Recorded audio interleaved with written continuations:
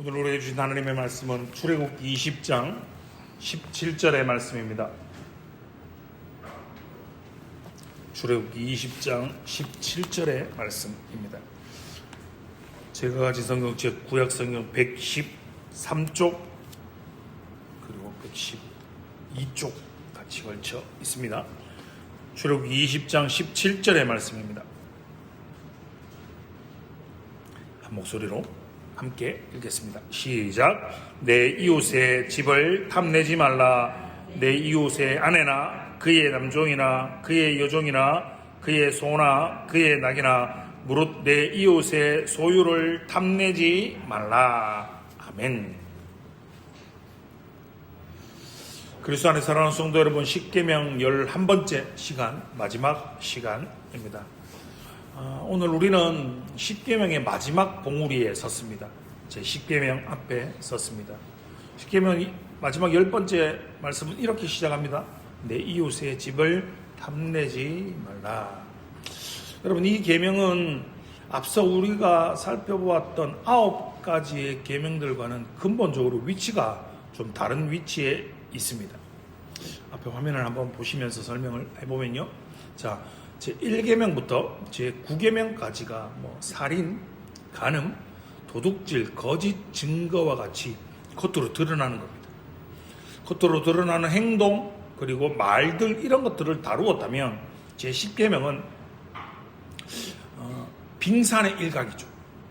1계명부터 9계명이 드러난 빙산의 윗부분이었다면 10계명은 인간의 법정에 들어갈 수 없는, 결코 들어갈 수 없는 은밀한 영역, 바로 마음의 밀실이죠.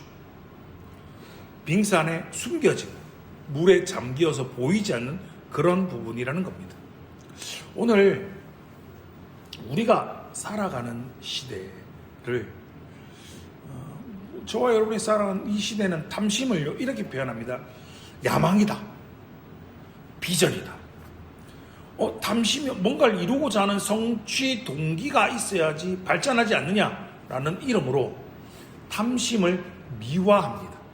왜냐하면 더 많은 소유가 행복의 척도가 되고, 마치 소비가 미덕이 된 이 자본주의 사회에서는 뭔가를 탐내지 말라라는 이 명령은 경제적인 활력을 저해하는 마치 오래된 낡은 윤리처럼 들릴지도 모르기 때문입니다. 그러나 하나님께서는 이 마지막 10번째 계명을 통해서 우리 존재의 가장 깊은 시면을 꿰뚫어 보고 계십니다. 여러분, 이 계명은 단순한 그저 도덕적 훈계가 아닙니다. 겉으로는 우리가 보기에는 와, 저분 진짜 믿음이 있다, 저분 진짜 경건한 크리스찬이다, 경건해 보이는 종교인일지라도 그 내면 속에, 그 마음 속에 끓어오르는 본질적인 욕망의 실체를 폭로하여서 우리 모두가 하나님 앞에서 철저한 죄인임을 깨닫게 하는 영혼의 엑스레이와도 같은 것이 바로 10번째 십계명의 말씀입니다. 그렇게 오늘 말씀을 통해서 우리의 마음속에 숨겨진 탐심의 우상을 발견하고 예수 그리스도의 십자가 은혜로 참된 자족과 자유를 누리는 복된 시간이 되시기를 주님의 이름으로 축원합니다. 자, 그럼 들어가 보겠습니다. 여러분, 그럼 탐심이 무엇입니까? 우리가 흔히 탐낸다라고 말할 때 화면을 보시면 이렇습니다. 성경 원어는 아주 정교한 의미를 담고 있습니다. 오늘 우리가 읽었던 출애굽기 20장 17절에 쓰인 히브리어 하마드라는 단어는 이런 겁니다. 그래서 단순히 무언가를 필요로 하거나 그거 좋다, 좋아하는 감정을 넘어서 그것을 보기에 즐거워하며 그것을 소유하기를 강렬히 열망하는 상태입니다. 이것은 그 대상을 자신의 통제 아래 두고자 하는 아주 적극적인 의지를 포함하고 있다는 겁니다. 십계명이 출애굽기 20장 말고 또 신명기 5장에도 기록되어 있지 않습니까? 또 다른 신명기의 본문인 5장 12절에는 여기에 아바라는 단어를 더합니다. 아바라는 말은요, 이 단어는 배고픔이나 목마름처럼 이건 주체할 수 없는, 내가 어떻게 할 수 없는 내면의 갈증을 의미하는 겁니다. 마치 이스라엘 백성이 하늘에서 만나를 하나님께서 내려주셨지 않습니까? 광야에서 만나를 내려주셨는데 그 만나에 만족하지 못하고 무엇을 요구하는 겁니까? 만나만 먹었더니 고기 먹고 싶다. 고기를 탐했던 그 영적인 굶주림을 표현하는 단어가 바로 이 아바라는 단어입니다. 그렇다면요, 성경이 말하는 탐심은 무엇입니까? 그건 바로 하나님께서 정해주신 경계를 넘어서 내 거 아닌 거, 이웃의 소유를 나의 기쁨과 나의 만족의 원천으로 삼으려고 하는 통제되지 않는 집착적인 욕망을 성경은 탐심이라고 말하는 겁니다. 성경이 금하는 탐심이라는 겁니다. 그럼요, 모든 죄의 뿌리라는 게 있습니다. 여러분, 십계명의 위치는 매우 중요합니다. 모든 죄의 뿌리라는 이 라틴어 단어는 이렇게 되어 있습니다. 라딕스 옴니눔 말로눔이라고 되어 있는데요, 앞에 이 단어가 보시면 이 단어를 죄의 모든 죄의 뿌리, 근원이라는 겁니다. 이것을 이렇게 표현했습니다. 청교도 토마스 왓슨은 탐심을 모든 죄악의 어머니라고 불렀습니다. 무슨 말이냐면, 여러분, 죄는 일반적으로 이렇게 봅니다. C가 뭔지 보게 됩니다. 그것을 보게 됨으로 어떻게 되죠? 탐내는 겁니다. 저 갖고 싶다 라고 탐을 내게 되고, 그것을 취하는 과정을 거친다라고 성경이 이야기하는 겁니다. 여호수아 7장의 아간의 범죄를 우린 기억합니다. 아간이 전쟁의 전리품을 보았습니다. 그걸 보자 그걸 탐내기 시작합니다. 그리고 그것을 가졌다라고 고백합니다. 그가 보고 탐내고 그 전리품을 취함으로써 그 개인의 눈먼 욕망 하나가 어떠한 결과를 가져왔습니까? 가나안을 정복함에 있어서 아이성 전투의 패배를 가져왔습니다. 그리고 여호수아 7장 12절은 하나님이 이스라엘의 언약을 어겼기 때문에 너희가 그 죄를 해결하기 전까지는 다시는 너희와 함께 하지 않겠다라고 경고하십니다. 그의 보고 탐욕을 가졌고 취함을 통해서 이스라엘 공동체 전체의 패배를 가져오는 결과를 가진 겁니다. 다윗의 범죄는 어떻습니까? 다윗 왕이 백성들을, 자신의 군사들을 전쟁에 보내놓고 자신이 밧세바를 바라보았습니다. 십계명 탐심이 무너지자 그를 보고 탐내고 그를 취함으로 말미암아 십계명이 무너졌습니다. 10번째 계명 탐심이 무너지자 곧바로 7계명인 간음이 무너졌고, 그 간음을 무마하기 위해서 우리아를 죽이는 6계명을 저지르게 되고, 그리고 그것을 무마하기 위해서 제9계명인 거짓 증거를 행하는, 마치 도미노처럼 10계명이 무너지자 나머지 모든 계명들이 도미노처럼 무너지게 되는 겁니다. 여러분, 그러므로 오늘 우리가 살펴보고 있는 이 10계명은, 마지막 10번째 계명은 다른 모든 계명을 지키게 하는 안전장치가 되고 울타리가 되는 겁니다. 우리의 내면의 시면의 마음의 탐심을 막지 못하면 우리의 밖으로 드러나는 행동의 죄를 막는 것은 그저 시간 문제에 불과하다라는 겁니다. 그렇기에 성경은요, 이렇게 이야기합니다. 골로새서 3장 5절의 말씀입니다. 신약 성경으로 넘어오면 이 문제가 굉장히 심각해집니다. 이렇게 표현합니다. 화면을 보십시오. 탐심은 우상 숭배니라. 사도 바울은 골로새서 3장 5절에 아주 충격적인 선언을 하고 있는 겁니다. 탐심은 우상 숭배다. 왜 탐심이 우상숭배입니까? 여러분, 우리가 흔히 우상숭배라고 생각하면 이런 거죠. 불상, 천하대장군, 지하여장군, 뭐 이런 다른 신들 앞에서, 형상화된 신들 앞에서 절하는 것, 기도하는 것을 우상숭배라고 우리가 흔히들 생각하지 않습니까? 그런데 현대적 의미의 우상은요, 하나님보다 하나님이 앉으셔야 할 그 왕관의 왕좌에, 하나님이 온전히 영광 받으셔야 하는 그 자리에 하나님보다 더 사랑하고, 하나님보다 더 신뢰하고, 하나님보다 더 의지하는 모든 것을 우상이라고 말합니다. 팀 켈러 목사님은 이를 내가 만든 신, counterfeit God, 내가 만든 거짓 신이라고 부르는 겁니다. 여러분, 이게 무슨 말이냐면요, 그래, 사람이 사는데 돈이 좀 있어야지. 내 호주머니에, 내 통장에 내 돈이 좀 있어야 내가 안전하다고 느끼고, 내가 돈이 좀 없으면, 내가 가진 게 좀 없으면 내가 불안에 떤다면, 여러분, 그런 사람은, 그 사람의 신은 하나님이 아니라 돈입니다. 내가 회사의 승진에, 직책에, 직급이 올라가는 일에, 그리고 누군가의 상사의 인정에, 회사의 인정에 내가 목숨을 걸고, 내가 그것을 얻지 못했을 때, 내가 거기에서 실패했을 때, 내가 이래 살아가 뭐 하겠노라고, 내가 삶의 의미가 사라진다고 내가 느낀다면, 그 사람의 신은 성취, 그 사람의 신은 승진입니다. 그 사람의 신은 사회적인 인정인 겁니다.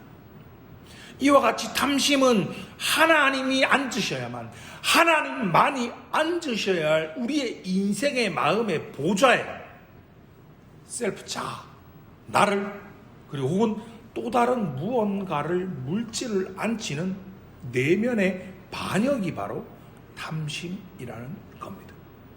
여러분, 10계명을 다시 한번 생각해 보십시오. 제1계명은 나 외에는 다른 신들을 두지 말라로 시작해서 제10계명은 탐내지 말라로 끝납니다.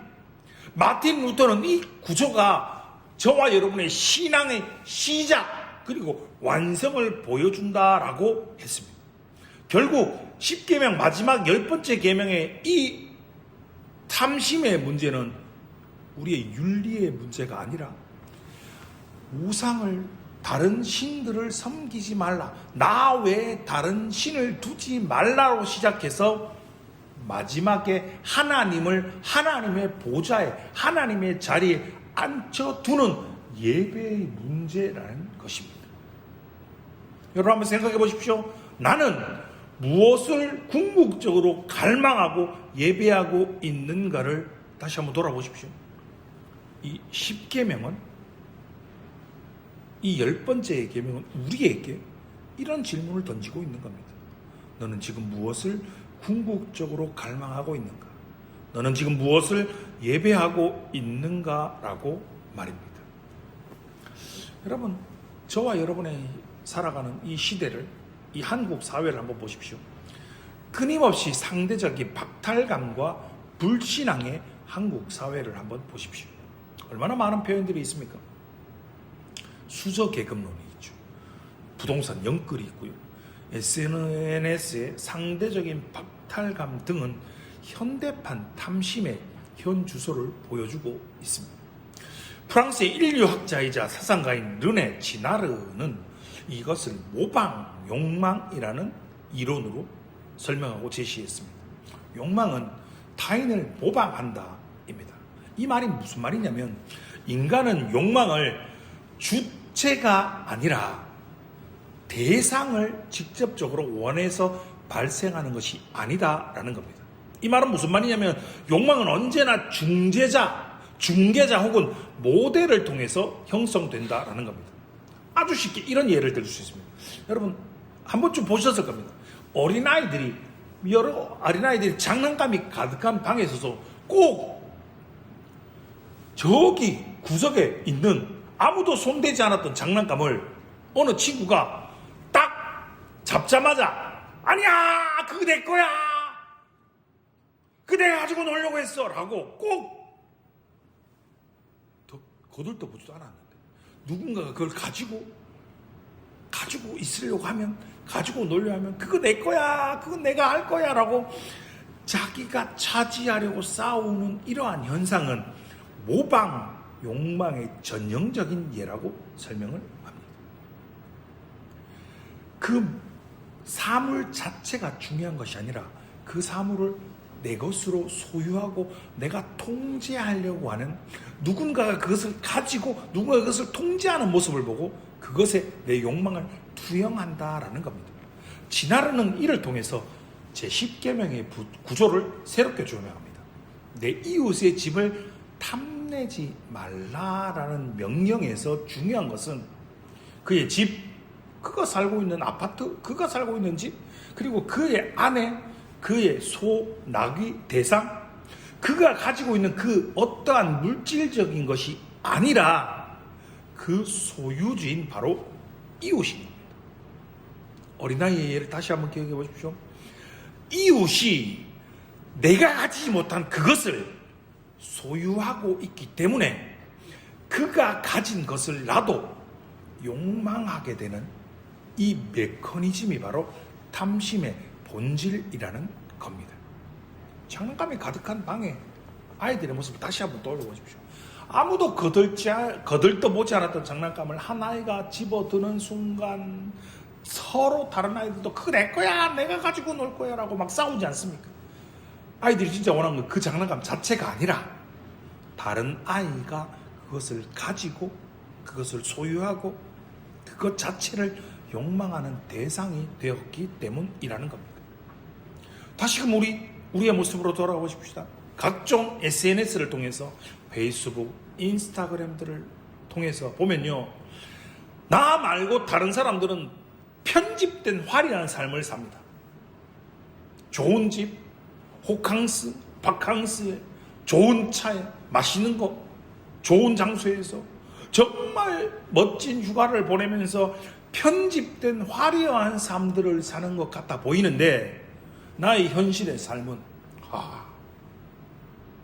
나는 볼품없는 옷, 싼 차, 호름한 집, 호름한 옷, SNS에 비춰진 타인의 편집된 그 화려한 삶들과는 내 삶이 비교해보면 내 삶이 너무 우울하고 비참해야 합니다. 그런데 이것은 단순히 그냥 부러워하는 감정이 아닙니다. 이것은 신학적으로 볼 때 하나님의 섭리에 대한 불신입니다. 이런 겁니다. 하나님, 내가 쟤보다 뭘 못했는데요? 내가 쟤보다 뭘 못했길래 쟤한테는 저렇게, 저 사람한테는 저렇게 많이 주시고 부족함 없이 저것도 주시고 저것도 주시고 저것도 주시고 그런데 나에게는 왜 이것밖에 안 주십니까? 라는 항변입니다. 불신앙입니다. 탐심은 하나님이 지금 나에게 주신, 지금 나에게 허락해 주신 이 상황, 그리고 내가 처한 모든 환경, 내가 가진 이 모든 소유가 하나님이 보시기에 베스트이다, 최선이다 라는 사실을 내가 믿지 못하는 불신앙에서 비롯되는 것입니다. 사랑하는 성도 여러분, 그렇다면 우리는 이 탐심을 어떻게 의지적으로 끊어낼 수 있을까요? 여러분, 우리가 그래 오늘 말씀을 들었으니까 오늘 목사님 말씀을 통해서 예배를 통해서 그래 탐심을 끊어내야지, 이제 욕심내지 말아야지라고 결심하면 그게 끊어집니까? 그게 없어집니까? 아닙니다. 사도 바울은 로마서 7장 7절에서 이렇게 고백합니다. 본문을 앞에 보고 로마서 7장 7절의 말씀을 같이 한번 읽어보겠습니다. 시작.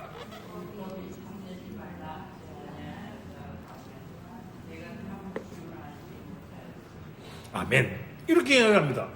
율법이 탐내지 말라 하지 아니하였더라면 내가 탐심을 알지 못했을 것이다 라고 말입니다. 여러분, 바울이 누굽니까? 바리새인 중에 바리새인입니다. 겉으로는 그 누구보다도 율법을 완벽하게 지켰다라고 자부할 수 있는 사람이었습니다. 바리새인 중에 바리새인이었고 율법으로는 흠이 없던 자다라고 말할 수 있는 사람이었습니다. 하지만 그런 바울조차도 십계명, 마음의 욕망을 금지하는 법 앞에서 무릎 꿇을 수밖에 없었던 겁니다. 겉으로 드러나는 말, 겉으로 드러나는 행동은 통제할 수 있을지 몰라도 그 마음에, 그 시면에, 그 마음의 깊은 시면에서 솟구치는 그 욕망은 어쩔 수가 없었기 때문입니다. 여러분, 우린 청개구리 심보라고 표현하지 않습니까? 부모님이 누군가가 하지 말라고 하면 더 하는 그런 심보를 가지고 있지 않습니까? 누군가가 하지 말라고 하면 더 하고 싶은 것이 인간의 악한 죄성이지 않습니까? 십계명은 우리에게 너는 죄인이다. 너는 죄인이다. You are guilty. 너는 죄인이다. 너의 힘으로는 너의 그 죄된 마음을, 그것을 어떠한 것도 씻을 수 없다. 그러기에 너는 사형이다 라고 선고를 내립니다. 그리고 바로 그 지점에서 우리의 복음이 시작되는 겁니다. 율법이 우리로 하여금, 계명이 우리로 하여금 너는 죄인이다, 너는 사형이다 라고 선고를 내리면 우린 절망합니다. 그러나 우리는 그 절망에 멈추지 않고 그 절망은 우리를 희망을, 소망을 가지고 있는 예수 그리스도께로 인도하는 봉학 선생이 되어, 가정교사가 되어 우리를 인도하기 시작합니다. 오호라, 나는 곤고한 사람이로다 라는 그 믿음의 탄식이 터져 나올 때 우리는 비로소 내가 가진 그 어떠한 것으로도 이 탐심의 문제를, 이 죄악의 문제를 어떻게 해결할 수 없구나. 오직 예수 그리스도의 십자가의 은혜밖에 없구나라는 것을 붙들게 되는 겁니다. 여러분, 예수님의 생애를 다시 한번 기억해 보십시오.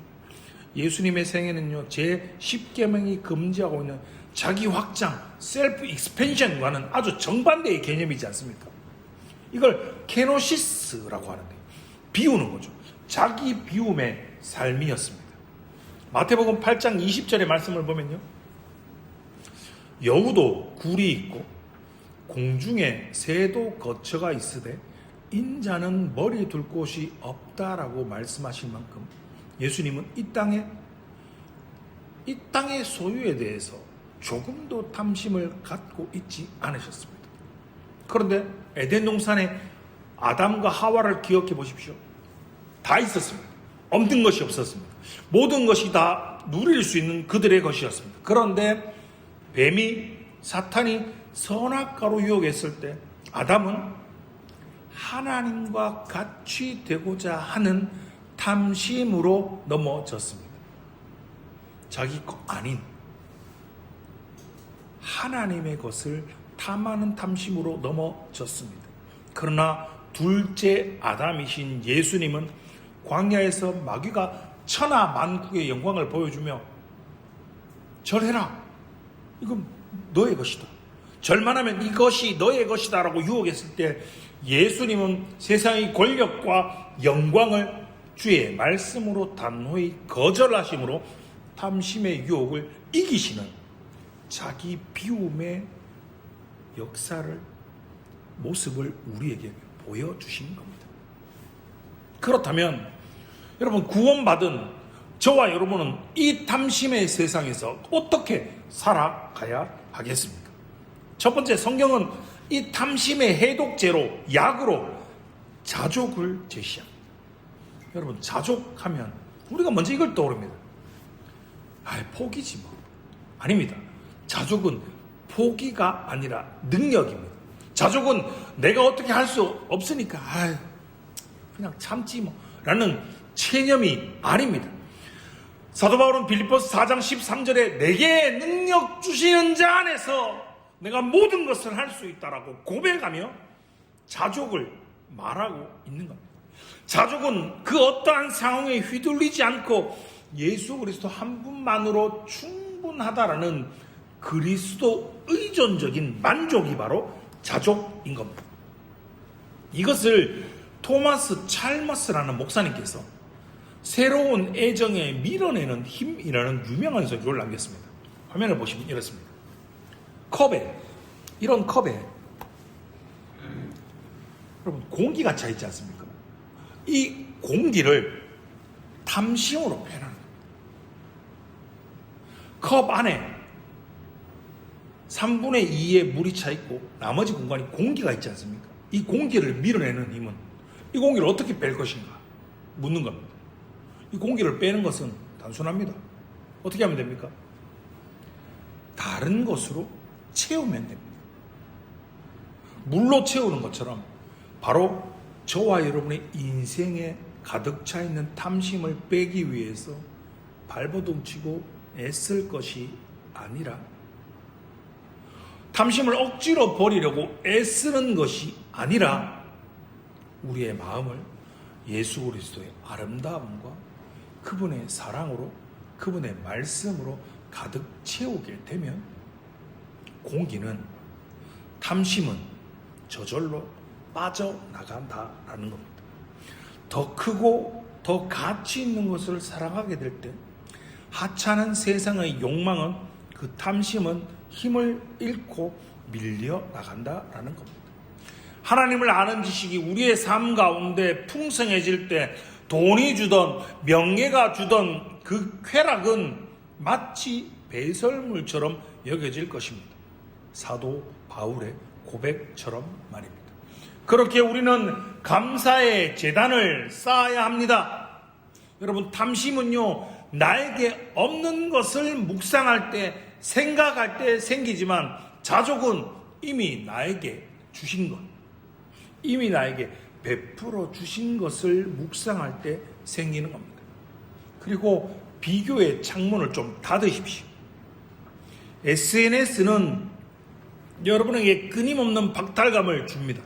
만약 SNS가 다른 사람의 일상의 삶들이, 다른 사람들의 편집된 일상의 삶들이 여러분에게 박탈감을 준다면 과감하게 디지털 금식을 선포하십시오. 이웃의 삶들을 기웃거리는 시선을 거두고 그 시간에 하나님의 말씀을 읽고 주의 전에 나와 기도하며 주의 말씀을 통하여 찬양하는데 더 많은 시간과 더 많은 관심을 가지시기 바랍니다. 두 번째는 절대적인 모방입니다. 이런 겁니다. 인간은 서로를 모델로 삼아서 경쟁합니다. 서로를 탐합니다. 나는 누구보다 공부를 잘하고, 나는 누구보다 더 많이 가졌고, 나는 누구보다 뭘 하고, 끊임없이 서로를 모델로 삼아 경쟁합니다. 그러나 예수 그리스도는 오직 하나님 아버지 한 분만을 유일한 모델로 삼으셨습니다. 예수님께서는 타인의 것을 빼앗으려는 욕망 대신 자신을 내어주시는 케노시스, 비움의 사랑을 선택하셨습니다. 그분은 세상의 모든 사람들과 우리와 경쟁하지 않고 오히려 우리를 위해 자신의 생명까지 주심으로 말미암아 탐심이 끊임없이 탐심이라는 폭력의 사슬을 끊어내시고 우리에게 영생을 구원을 허락해 주셨습니다. 예수님의 이러한 탐심 없는 완전한 순종이 그저 우리의 삶의 단순한 모범으로 그치는 것이 아니라 우리에게 구원과 자유를 주는 근거가 되었던 것입니다. 그래서 예수님은 십자가의 죽음 앞에서도 나의 원대로 마시옵고 아버지의 원대로 하옵소서라고 기도하시는 겁니다. 오직 하나님 아버지만이 그의 유일한 모델이셨기 때문입니다. 탐심은 하나님이 주신 상황에 만족하지 못하는 불신앙에서 나오지만 예수님은 목숨이 사라지는 극한의 고통 속에서도 하나님의 주권과 하나님의 섭리를 전적으로 신뢰함으로써 제10계명의 말씀을 완벽하게 성취하셨습니다. 사랑하는 성도 여러분, 율법은 우리에게 탐내지 말라라고 정죄합니다. 그러나 예수님은 우리의 탐심을 대신 짊어지시고 십자가에서 죽으심으로 말미암아 그분의 완전한 순종이 우리에게 전가가 되어서 우리는 하나님 앞에 의롭다 하심을 얻게 된 것입니다. 그 부활하신 예수님께서 우리에게 성령을 보내어 주셔서 우리에게 새 마음을 허락해 주십니다. 이제 우리는 예수님과 연합함을 통하여서 탐심의 노예가 아니라 자족할 수 있는 그 은혜가 내게 족하다라고 자족할 수 있는 능력과 예수 그리스도를 믿고 따르는 예수 그리스도의 제자답게 성도답게 예수 그리스도 그분만을 절대적인 모방 모델로 삼아 하나님을 갈망하는 거룩한 욕망을 품고 살아가시기 바랍니다. 결론적으로 예수님의 완전한 순종은 내 뜻이 아니라 아버지의 뜻을 구하는 것이었습니다. 이것이야말로 제10계명이 지향하는 궁극적인 상태이자 탐심의 감옥에 갇혀 있는 저와 여러분을 우리를 해방하는 복음의 핵심인 겁니다. 여러분, 탐심은요 마치 고장난 나침반 같습니다. 나침반은 항상 북극을 가르쳐야 되지 않습니까? 그런데 이 북극을 가르쳐야 할 바늘이 세상의 재물을 가르치고 있다면, 가리켜야 할 곳을 가리키지 않고 엉뚱한 곳을 끊임없이 가리킨다면 그 나침반을 믿고 따라가는 그 배는, 그 인생의 배는 결국 좌추하고 말 것입니다. 제10계명은 우리의 마음을, 우리의 인생의 나침반을 다시금 하나님께로 영원한 본향으로 재조정하라는 사랑의 명령이자 자유의 대헌장이 바로 10계명의 말씀인 겁니다.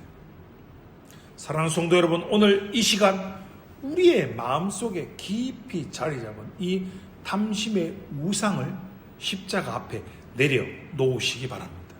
그리고 고백하십시다. 주님 한 분만으로 충분합니다. 여호와는 나의 목자시니 내게 부족함이 없습니다. 라고 저와 여러분의 이 믿음의 고백이 우리의 영혼을 자유케 하고 주님 다시 오시는 그날까지 주님이 원하시고 기뻐하시는 참되고 복된 성도의 삶을 살아가시는 사랑하는 하늘 영광계 모든 성도님들 되시기를 주님의 이름으로 축원합니다. 기도하겠습니다.